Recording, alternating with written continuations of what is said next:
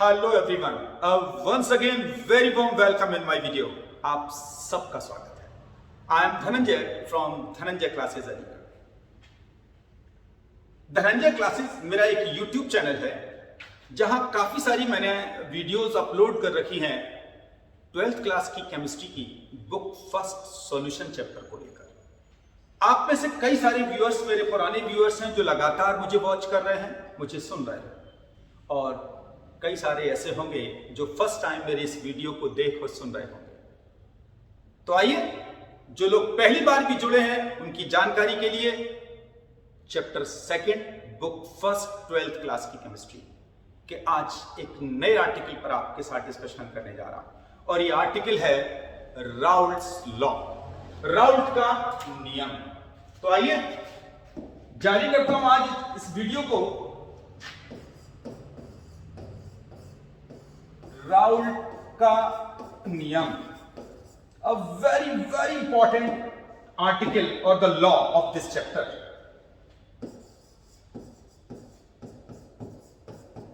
Raoult's law की बात कर रहा हूं आपके साथ।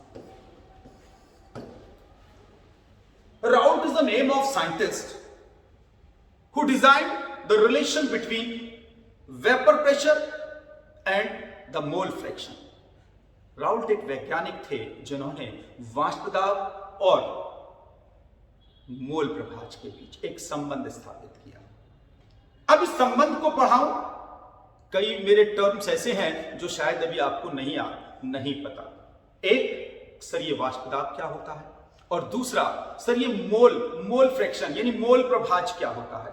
तो आइए राउल्ट्स लॉ को जारी रखूं, उससे पहले इन आर्टिकल्स को आपकी कन्वीनियंस के लिए थोड़ा सा क्लियर करता हूं। तो सबसे पहले इस क्रम में बात करूंगा आपके साथ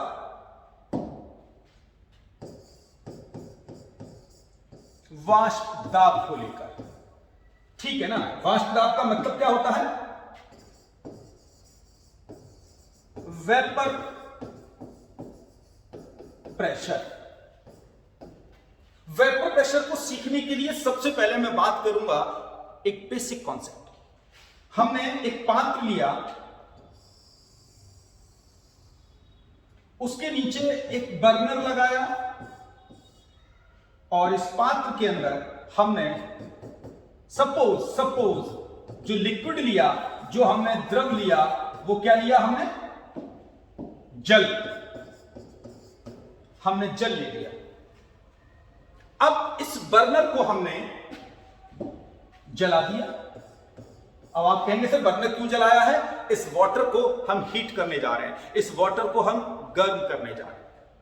आइए, अब सवाल ये, सर कितने ताप पर गर्म करना है? इंपॉर्टेंट क्वेश्चन, और निश्चित रूप से ये चीज भी आपके ब्रेन में आई होगी कि सर कितने ताप पर हम गर्म करें। अब काफी सारे स्टूडेंट बड़ी इमीडिएट बोल गए होंगे, सर 100 डिग्री सेल्सियस पर, because we know very well the boiling point of water is 100 degree Celsius. That's why water का आते ही हमने गर्म करना सुनते ही 100 डिग्री बोल दिया। लेकिन नहीं माय डियर, ऐसा नहीं है। कोई मैंडेटरी नहीं है कि हमें जल को 100 डिग्री पर ही गर्म करना है। अब अपने मन में एक टेम्परेचर सोच लेते हैं। Suppose we are taking 50 degree Celsius, यानी कि अब हमने इस जल को 50 डिग्री सेल्सियस पर गर्म करना शुरू किया। बी रिमेंबर, टेम्परेचर हमारा अब 50 से कम यानी 49 भी ना हो, और 50 से ज्यादा यानी 51 भी ना हो। अब हमने अपने बर्नर द्वारा इस पात्र को दी गई हीट को फिक्स कर लिया। 50 डिग्री पर लगातार इसे गर्म कर रहे हैं। तो तय मानिएगा माय डियर, इस समय इससे इस वाटर से एक वेपर निकलनी शुरू होगी।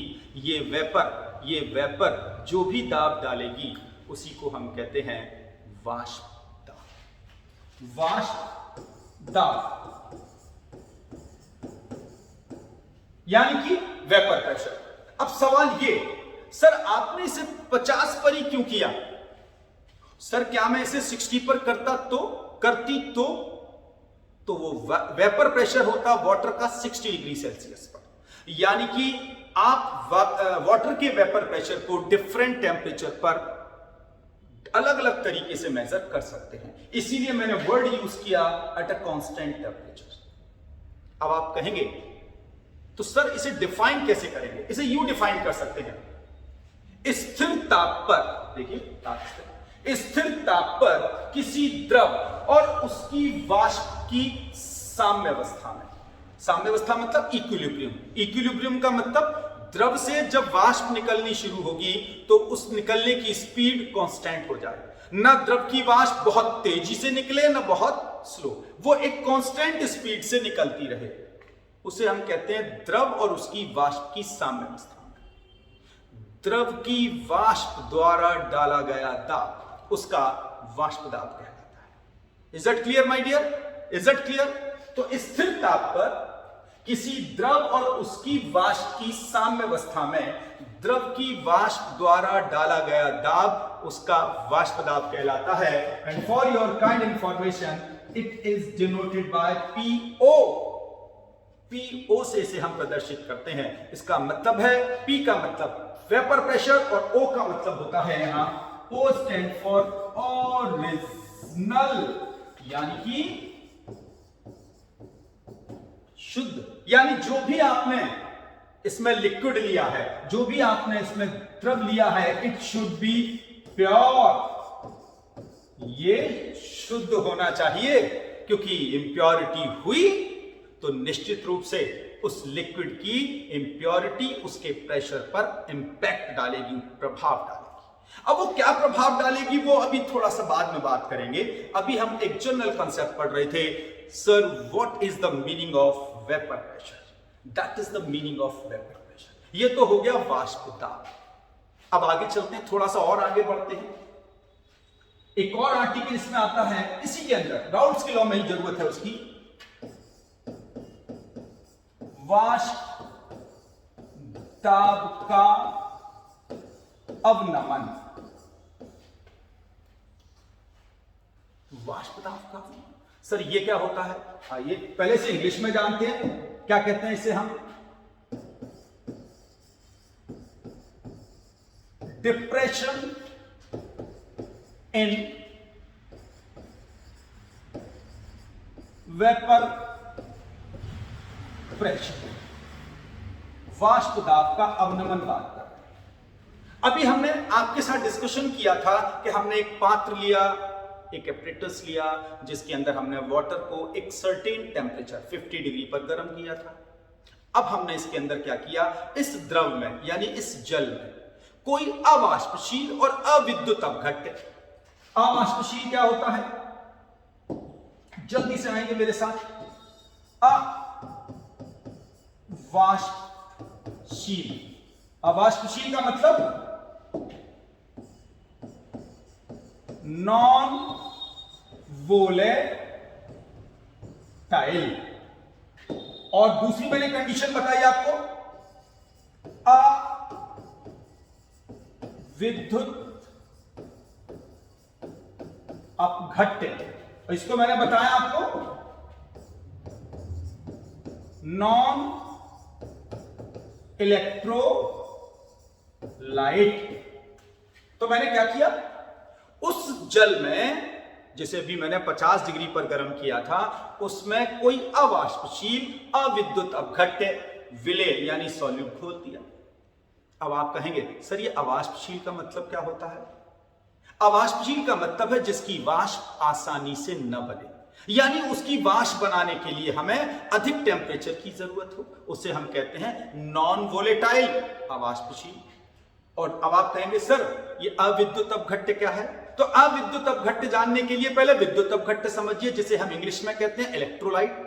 वे पदार्थ जिन्हें जल में घोलने पर वो अपने आयनों में स्वतः टूट जाते हैं, विद्युत अपघट्य कहलाते हैं। और जो जल में डालने पर अपने आयनों में विभक्त नहीं होते हैं, उन्हें हम कहते हैं अविद्युत अपघट्य यानी नॉन इलेक्ट्रोलाइट। तो माय डियर, अब जब मैं द्रव के अंदर जो विलेय यानी सॉल्यूट डिसॉल्व कर रहा हूं, वो कैसा होना चाहिए?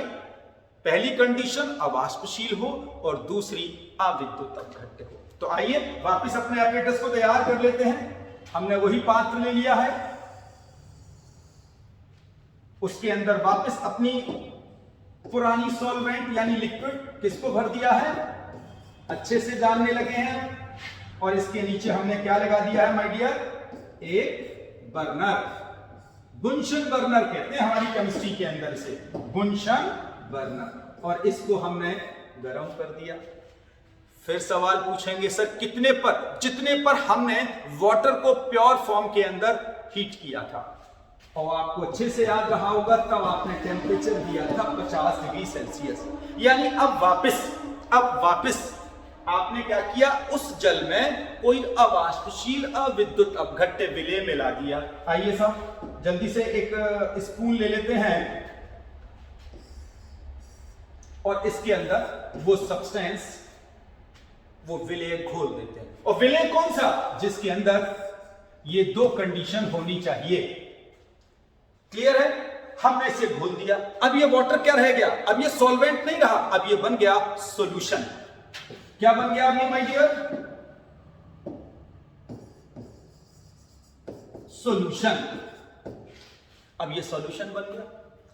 अब इस सॉल्यूशन को वापस 50 डिग्री सेल्सियस पर ही गर्म करो और इस टेम्परेचर पर वापस इसका वेपर प्रेशर कैलकुलेट करो। सपोज कर लेते हैं कि जब हमने इसका वेपर प्रेशर कैलकुलेट किया माय डियर्स, जब हमने इसका वेपर प्रेशर कैलकुलेट किया उसे हम PS से इंडिकेट करते हैं, PS से। तो इसी टेम्परेचर पर जिस पर हमने शुद्ध जल को कैलकुलेट किया था, उसी टेम्परेचर पर हमने अब इस विलियन का प्रेशर कैलकुलेट किया। हमेशा मानिएगा विलियन का प्रेशर शुद्ध विलायक यानी कि जल यानी सॉल्वेंट के प्रेशर से हमेशा कम होगा। यानी कि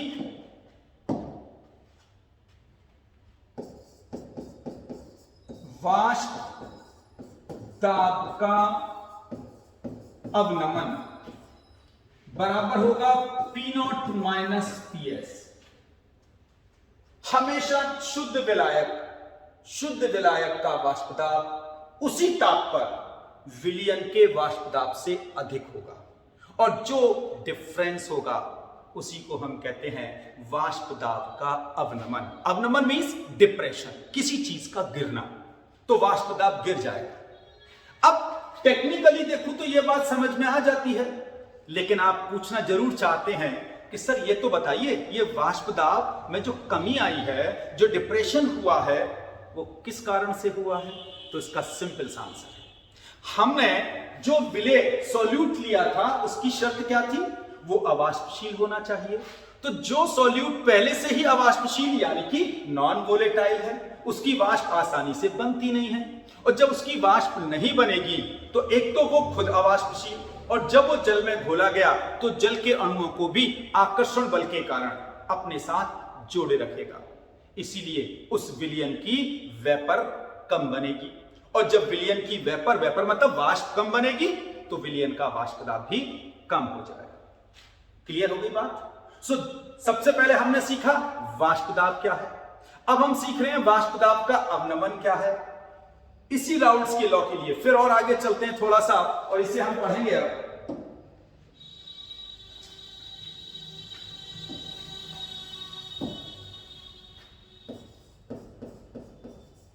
वाष्प दाब का आपेक्षिक अवनमन। अब आप कहेंगे सर इंग्लिश में क्या कहते हैं इसे, तो आइए जल्दी से इंग्लिश में भी जान लेते हैं क्या कहते हैं इसे हम।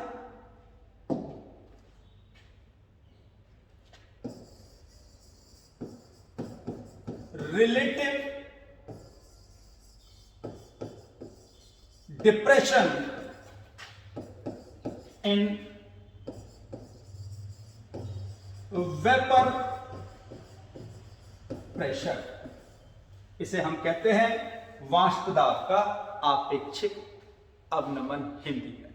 इंग्लिश में कहते हैं relative depression in vapour pressure. As far as formula is concern, it is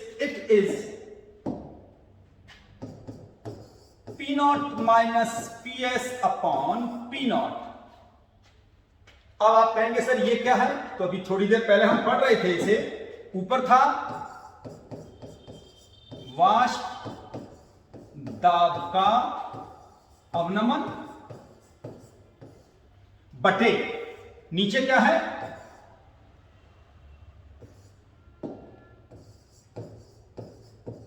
शुद्ध विलायक का वाष्प दाब। उम्मीद है आप मेरी बात समझ पा रहे हैं। यानी कि if someone is asking what is the definition of relative depression in vapor pressure, वाष्प दाब के आपेक्षिक अवनमन से क्या समझते हैं माय डियर, तो बड़ा आसानी से आप कह सकते हैं कि किसी विलयन के वाष्प दाब में अवनमन यानी वाष्प दाब में आई कमी और शुद्ध विलायक के वाष्प दाब के अनुपात को वाष्प दाब का आपेक्षिक अवनमन कहते हैं। Is that clear? अब आपका मन करेगा सर जरा ये और बता दीजिए यहां पी नॉट क्या है। यहां पी नॉट है शुद्ध विलायक का वाष्प दाब और यहां पीएस है माय डियर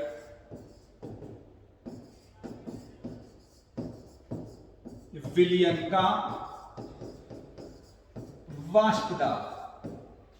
उम्मीद है अभी दोनों बातें क्लियर हो गई आपको। कब? एक ही टेम्परेचर पर।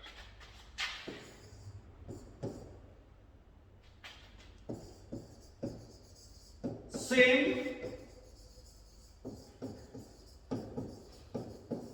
टेम्परेचर यानी कि यूं भी लिख सकते हैं नियत ताप। ये जरूरी है, राउल्ट के लॉ में इस चीज पर विशेष ध्यान देना पड़ता है कि temperature should be constant in whole the process, पूरी प्रोसेस के अंदर। तो ये भी क्लियर हो गया कि वाष्प दाब का अपेक्षिक अवनमन क्या है। तो सबसे पहले हमने सीखा वाष्प दाब क्या होता है, फिर हमने सीखा वाष्प दाब का अवनमन यानी डिप्रेशन ऑफ वेपर प्रेशर क्या है, and finally we are going to discuss about the relative depression in vapour pressure. ये भी क्लियर हो गया। तो this is the first part of Raoult. अभी सेकंड पे आते हैं। यदि आप भूले ना हो, यदि आपने मेरा पिछला वीडियो देखा होगा सॉल्यूशन चैप्टर का ही, तो आपको अच्छे से पता होगा I have discussed about mole fraction. मैंने वहां मोल फ्रैक्शन के बारे में आपसे बात किया था और मैंने आपको यह भी बताया था कि मोल प्रभाज को हमने 2 टाइप से क्लासिफाइड किया था। The first the mole fraction of solute यानी विलेय का मोल प्रभाज, और second was the mole fraction of solvent यानी विलायक का मोलर प्रभाज। तो आइए आज जो मुझे नीड है राउल्ट्स लॉ में, वो जरूरत है मुझे विलेय के मोल प्रभाज की।